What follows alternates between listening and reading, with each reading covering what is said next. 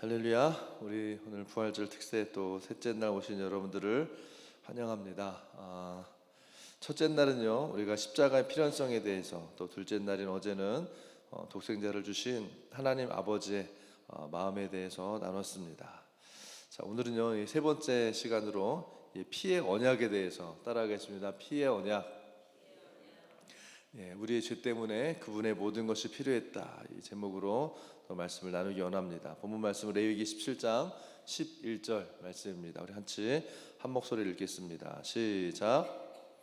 육체의 생명은 피에 있음이라. 내가 이 피를 너희에게 주어 제단에 뿌려 너희의 생명을 위하여 속죄하게 하였나니 생명이 피에 있으므로 피가 죄를 속하느니라. 아멘. 여러분, 이 피는요, 이 생명을 상징합니다. 그리고 예수님의 피, 그리스도의 보혈은 하나님의 이 구원의 계획 가운데에서 굉장히 중요한 역할을 감당하고 있습니다. 히브리서를 기록한 저자는요, 뭐라고 그랬냐면 피 흘림이 없은즉 사함이 없느니라, 이렇게 얘기합니다. 히브리서 9장 22절 말씀입니다. 율법을 따라 거의 모든 물건이 피로써 정결하게 되나니 피 흘림이 없은즉 사함이 없느니라. 아멘. 여러분, 성경은요, 분명히 피를 쏟지 않고는 죄 사함이 이루어지지 않는다라고 말합니다. 다시 말해서 우리가 이 죄를 용서해 달라고 간절히 기도한다고 그래서 여러분, 그렇다고 죄가 용서되는 것이 아니라는 거예요. 우리가 아무리 진지하게 이 죄를 뉘우친다고 해도 마찬가지입니다. 막 눈물을 많이 흘리면서 막 가슴을 치고 막 울부짖는다고 우리의 죄가 용서받을 수 있는 것이 아니라는 거예요. 인간적으로는 그렇게 후회하고 뉘우치면 야, 용서 좀 해줘야 되는 거 아니야? 뭐 이렇게 우리가 생각하고 말할 수 있지만요, 아무리 여러분 은행빛이 많이 있다고 그래서 은행 앞에 가가지고 막 간절히 빛을 좀 이렇게 탕감해달라고 눈물로 그 앞에서 호소를 한다고 그 빚을요 갚을 수 있는 것이 아닌 것처럼 우리의 죄는요 그렇게 씻어지는 것이 아닙니다. 하나님은 우리의 죄를 용서하시기 위한 대가 지불이 반드시 있어야 된다고 말씀하십니다. 그리고 그 대가로 다른 사람이 아니라 자기 아들의 피와 죽음을 하나님은 요구하셨습니다. 하나님은 아들의 죽음을 원하셨어요. 우리가 어제도 그제도 살펴봤던 것처럼 아버지이신 하나님이 자기 아들의 죽음을 기뻐하셨다. 이런 말도 안 되는 이런 이야기가 여러분 세상에 어디 있습니까? 죄 없는 아들의 죽음만이 죄로 인해서 죽어 마땅한 우리를 구원할 수 있었기 때문이라는 거예요. 여러분, 이와 같이 놀라운 하나님의 사랑이 없었다면 죄 사함은 이루어질 수 없었던 겁니다. 사랑하는 여러분, 뭐가 죄로 인해서 죽어 마땅한 우리를 구원할 수 있나요? 오직 하나님의 아들 예수 그리스도의 보혈밖에 없습니다. 아멘. 예수 그리스도의 그 십자가가 우리의 운명을 바꿔놓은 거예요. 예수님이 보혈을 흘리지 않았다면 우리가 아무리 노력하고 수고해도 어떤 것도 얻을 수 없는 절망적인 상황만 우리를 기다리고 있었을 겁니다. 어떤 희망도 없이 누구도 의지할 수 없는 그런 하나님과 완벽하게 단절된 상태에서 영원한 지옥의 고통을 기다리는 게 그게 예수님의 보혈의 십자가가 없는 인간의 운명이었다는 거예요. 그래서 하나님은 영원 전부터 아들의 피를 통해 인류의 죄를 용서하실 계획을 세우셨어요. 하나님은 이 창세기 3장에 나온 대로 에덴 동산에서 아담과 하와를 유혹했던 그 뱀을 심판하시죠. 근데 그 심판하실 때 이 사탄이 아들의 발 뒤꿈치를 상하게 할 것이다, 이렇게 예언하고 있어요. 왜 아들의 발꿈치를 상하게 한다고 하나님이 말씀하셔? 굳이. 그럼 이거는요 십자가의 사건을 의미한다는 거 우리가 잘 알고 있습니다. 하나님은 네가 아담과 하와를 유혹해서 저지르게 한 죄가 내 아들에게 영향을 미치게 될 거다라고 말씀하셨다는 거죠. 그리고 그 이후로 구약 성경 전체에 걸쳐서 하나님은요 아들 예수 그리스도의 고난에 대해서 말씀하십니다. 어떻게 말씀하시느냐? 여러분, 이 구약 성경에서 가장 우리가 많이 살펴보고 듣는 얘기가 뭐예요? 율법, 제사, 뭐 이런 것들이잖아요. 이런 제사를 비롯한 여러 가지 율법의 의식과 상징들, 그게 바로 예수 그리스도의 십자가의 고난을 의미하고 있는 거예요. 많은 복잡한 율법과 제사의 방법들을 통해서 뭐예요? 죄의 심각성을 깨닫게 하시려는 거예요. 동시에 죄사함, 구원을 위해서는 피 흘림이 필요하다는 사실을 반복적으로 말씀하시는 거예요. 그래서 여러분, 구약 시대의 이 제사 제도는 성자 하나님 예수 그리스도의 희생을 예표하는 것입니다. 그래서 성경을 보니까요, 매일 아침과 저녁으로 하나님 앞에 이 동물의 피를 드려야 되는 제사를 드려야 했고요. 이게 그리고 쉼 없이 1년 내내 이 희생 제사가 이루어졌다는 거예요. 이것은 죄의 대가가 죽음이라는 것과 피 흘림이 없이는 죄 사함이 없다라고 하는 사실을 우리가 매일 잊지 않고 깨닫게 해주시는 하나님의 메시지라는 겁니다. 여러분, 구약 성경에서 가장 의미 있고 상징적인 그 사건 중에 하나가 뭐예요? 바로 유월절이에요. 보니까 절기상으로 오늘 저녁부터 유월절이 시작이 된다고 합니다. 죽음의 천사가 애굽의 장자들을 죽일 때에 이스라엘 백성들은요, 모두 이 죽음 가운데에서 보호받을 수 있었어요. 왜요? 그 어린 양의 그 피 때문에. 할렐루야.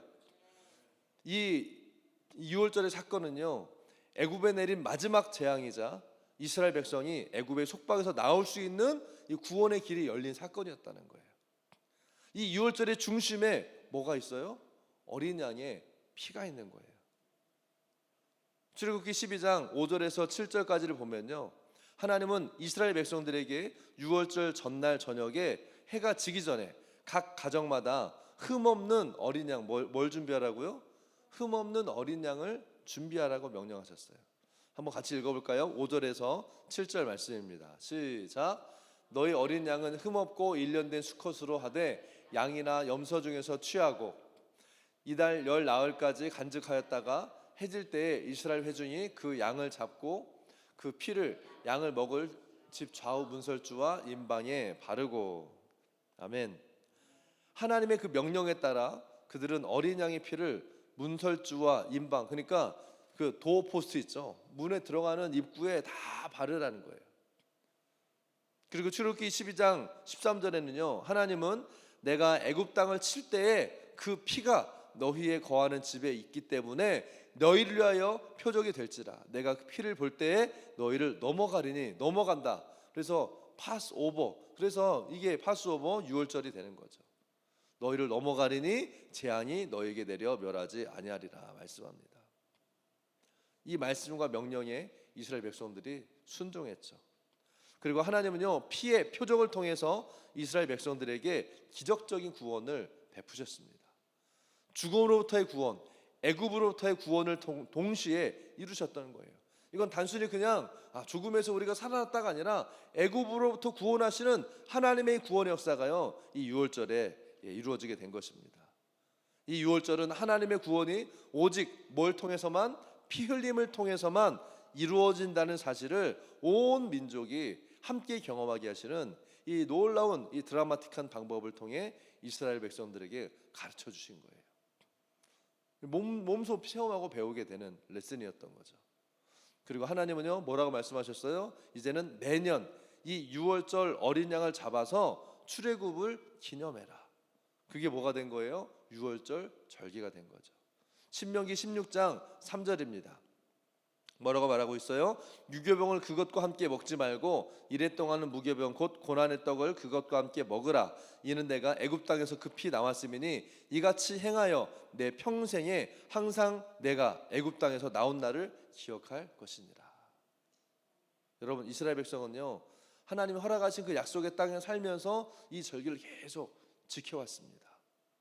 구약 시대를 지나서 신약 시대가 열린 뒤에도 매년 유월절 절기를 지키러 예루살렘으로 유대인들이요 왔다는 거예요. 그때 보라, 세상 죄를 지고 가는 하나님의 어린 양이로다. 세례 요한이 이들을 향해서 외쳤잖아요. 그 세례 요한의 이 말을 들었을 때 우리는 이게 무슨 말이지? 보라, 세상 죄를 지고 뭐 좋은 말이네. 그런데 이 유대인들은요, 이 세례 요한의 외침, 보라 세상 죄를 지고 가는 하나님의 어린 양이로다, 이 메시지를 들었을 때 그 의미가 뭔지요, 이들은 알았다는 거예요. 그리고 시간이 지나서 예수님은요, 예루살렘에서 유월절에 축제가 있는 동안 체포되고 고난을 당하시고 죽으셨어요. 그게 언제예요? 바로 지금 이 주간에 일어난 일이라는 거죠. 예수님은 유월절에 자기 백성을 위해서 친히 어린 양이 되셨습니다. 당시에는 사람들이요, 미처 이 의미를 깨닫지를 못했어요. 하지만 예수님은 이 모든 것을 아시고 잡히시기 전에 제자들과 가진 식사 자리에서 이렇게 말씀하세요. 한번 누가복음 22장 15절에서 19절 말씀 같이 한번 읽어볼까요? 이르시되, 시작. 이르시되 내가 고난을 받기 전에 너희와 함께 이 유월절 먹기를 원하였노라. 내가 너에게 이르노니 이 유월절이 하나님의 나라에서 이루기까지 다시 먹지 아니하리라 하시고, 이에 잔을 받으사 감사 기도하시고 이르시되 이것을 갖다가 너희끼리 나누라.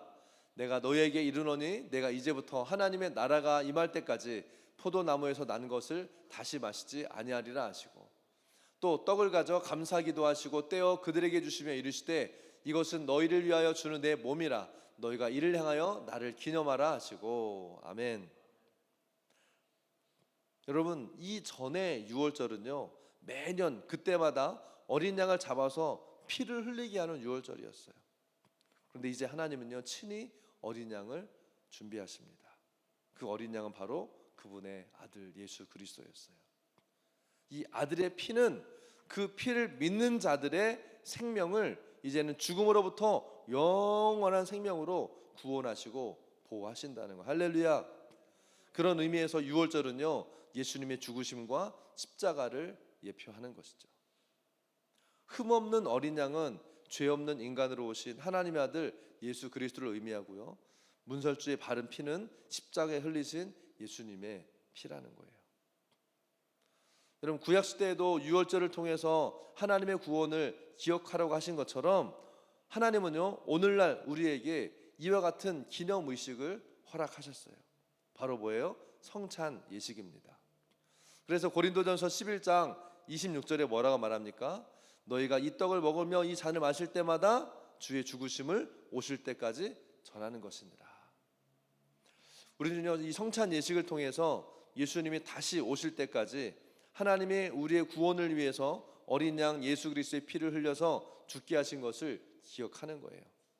그래서 여러분, 성찬 예식은 하나님이 우리의 구원을 위해 어떤 일을 왜 행하셨는지를 기억하게 합니다. 이것은 독생자 예수 그리스도의 피 흘림과 죽음이에요. 따라합시다. 피 흘림과 죽음. 그걸 기억하는 거예요. 예수님의 이 첫 번째 이 성찬을 우리가 살펴보면요, 사실 이거는 어떻게 보면 그냥 식사 자리에서 이렇게 이루어지는, 맞아요. 그런데 이게 공개적인 행사로 치러진 것이 아니었다는 거죠. 예수님은 예수님이 베푸시는 이 기적과 놀라운 이 일들을 보려고 호기심 때문에 막 예수님을 따라다니는 많은 무리에게 성찬을 베푸신 것이 아니었어요. 예수님의 성찬은요, 이 공적인 퍼블릭 미니스트리가 아니라 그냥 프라이빗한 그냥 모임이었고, 아무나 참여할 수 없는 그런 클로즈 그룹 안에서 이루어진, 제자들과의 영적인 가족 안에서 이루어진 일이었다는 거예요. 사실 예수님의 이 성찬의 자리는요, 끝까지 제자로 헌신하면서 그분의 가르침과 교훈을 받으며 예수님과 하나 된 이들을 위한 자리가 바로 첫 번째 성찬의 자리였어요. 예수님과 하나 되는 자리, 그리고 제자들이 서로 하나 되는 자리가 바로 성찬의 자리였다는 거예요.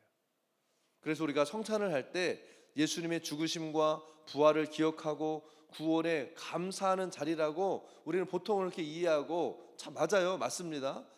그런데 좀 더 깊은 이 성찬의 의미는 무엇이냐면, 예수님께서 친히 유월절에 어린 양이 되셔서 피를 흘리신 것처럼 이 땅에 우리가 살면서 때로는 신앙 때문에, 믿음 때문에 희생을 경험하게 되지만 이 고통과 희생을 감수하면서 그리스도를 따르겠다라고 하는 이 헌신하는 자들, 온전히 헌신하는 이들에게 이것이 진정으로 예수님을 따라가는 길이라는 것을 기억하게 하는 것이 바로 성찬이라는 거예요. 아멘. 그러니까 이거는요, 어떤 그냥 의식, 종교적인 의식이나 기념 행사가 아니라는 거예요. 오히려 예수님을 통해서 부어주시는 하나님의 이 위로와 고통 가운데 희생 가운데 이 길이 맞나? 이렇게 고통스럽게 이렇게 힘들게 가는 것이 맞나라고 하는 이 믿는 자들의 삶 가운데 그래 그 길이 맞다. 예수님이 그 길을 가셨고 우리가 그 길을 따라가는 거다라고 하는 거는 또 하나님의 어떤 이 확증하심과 또 그 자리에 부어주시는 하나님의 위로와 격려 그리고 믿음으로 살아갈 힘을 얻는 자리가 바로 성찬이라는 거예요. 할렐루야. 오늘 우리는요 이 피의 언약에 대해서 오늘 말씀을 나누었습니다. 여러분 피 흘림이 없이는 죄의 사함이 없습니다. 내가 아무리 뉘우치고 울어도 가슴을 치고 후회하고 용서해달라고 간절히 기도한다고 해서 여러분 죄 사함이 있는 것이 아니에요. 뭐예요? 뭐가 있어야 돼요? 흠없는 어린 양의 피 흘림이 있어야 죄 사함을 받을 수 있는 겁니다. 그래서 여러분 죄는 간단한 문제가 아닌 거예요. 죄는 무서운 겁니다. 하나님의 아들의 피를 흘리셔야 할 만큼 죄는 심각한 것이었어요. 그래서 우리 죄의 문제를 해결하기 위해서 예수 그리스도께서 친히 유월절 어린 양이 되신 겁니다. 그리고 이것을 기억하는 것이 성찬이에요. 그래서 오늘은요 우리가 이 성찬을 하면서 오늘 셋째 날 특세를 마무리하기 원합니다. 클로즈 그룹이라고 했는데 진짜 오늘 클로즈 그룹인 것 같네요. 정말 여러분 오신 분들 축복합니다. 물론 이 줌으로 함께 하신 분들도 너무 감사해요. 이 성찬의 진정한 의미는 단순히 구원해 주신 그 은혜에 감사하는 의식이 아니라 뭐라고요? 예수님의 피 흘림과 죽음을 기억하며 예수님처럼 고난과 희생을 내가 감수하고 예수님을 따르겠다라고 하는 우리 개인의 신앙의 고백이고 또 함께 이 길을 가겠다고 결단하는 믿음의 형제 자매들만의 공동체적인 언약이 성찬이에요. 사실 어떤 분이 그런 질문을 하시더라고요. 그러면 우리 주일날 성찬할 때 아무나 이거 다 아이들까지 안 해야 되는 거 아니에요? 사실 어떻게 보면 그런 면에서 우리가 공예배 때 모든 사람들이 다 참여할 수 있도록 오픈하는 이런 성찬식은요 우리가 지금 말하는 어떤 진정한 의미의 성찬의 의미도 있지만 또 한 가지 또 다른 편으로는 십자가를 통한 이 구원의 복음 메시지를 나누는 차원에서 사실은 저희 교회에서는요 이 성찬을요 모든 사람들에게 오픈하는 겁니다. 그런데 오늘 지금 우리가 하는 이 성찬은요 예수님과 함께했던 제자들과 같이 나의 죄를 위해서 십자가에서 피 흘리신 예수 그리스도를 깊이 묵상하고 나도 십자가의 길을 선택하고 복음을 위해 고난과 희생의 길을 따라가겠다고 하는 그 믿음의 고백을 드리면서 함께 참여하기 원합니다. 아멘.